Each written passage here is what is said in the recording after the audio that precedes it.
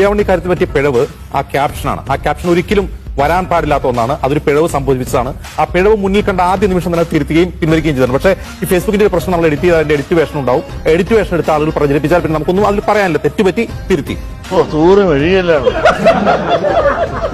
പിന്നെ ഈ തലക്കെട്ടിന്റെ കളർ മാറിയ കാര്യം അത് ബോധപൂർവ്വം ചെയ്തതല്ല. ഞങ്ങളുടെ ഒരു 10-12 വർഷം പഴക്കമുള്ള ഒരു ക്യാമറയിൽ ഷൂട്ട് ചെയ്തതാണത്. ആ ഷൂട്ട് ചെയ്യുമ്പോൾ അതിന്റെ കളർ സെൻസിംഗിൽ പ്രശ്നം ഉണ്ടായിരുന്നു. ആ ക്യാമറ ഉടൻ തന്നെ ഒഴിവാക്കിയിട്ടുണ്ട്. അതിന് ഞങ്ങൾ ഉപയോഗിക്കുന്നതുമല്ല.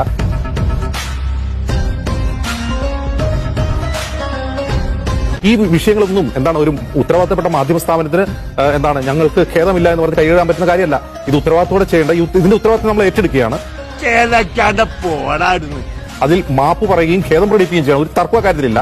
കാരണം ഇതൊരു പ്രൊഡക്റ്റ് ആണല്ലോ. ഈ പ്രൊഡക്റ്റ് നമ്മൾ ഉൽപ്പന്നമാണല്ലോ. ആ ഉൽപ്പന്നത്തിന്റെ മോശം ക്വാളിറ്റിയിൽ ഞങ്ങൾക്ക് തീർച്ചയായിട്ടും ഞങ്ങൾ അതിൽ ഖേദം പ്രകടിപ്പിക്കുകയും ക്ഷമ പറയുകയും ചെയ്യുന്നുണ്ട്. ഈ സാധനം കൂട്ടിക്കെട്ടിട്ട് സമയം കഴിയും. ഇങ്ങനെ ചെയ്യരുത്. ഈ 2 ആഴ്ചയ്ക്കുള്ളിൽ, പ്രത്യേകിച്ച് അവസാനത്തെ 10 ദിവസത്തിനുള്ളിൽ നിങ്ങൾ പറയുന്ന രണ്ടാമത്തെ മാപ്പാണിത്.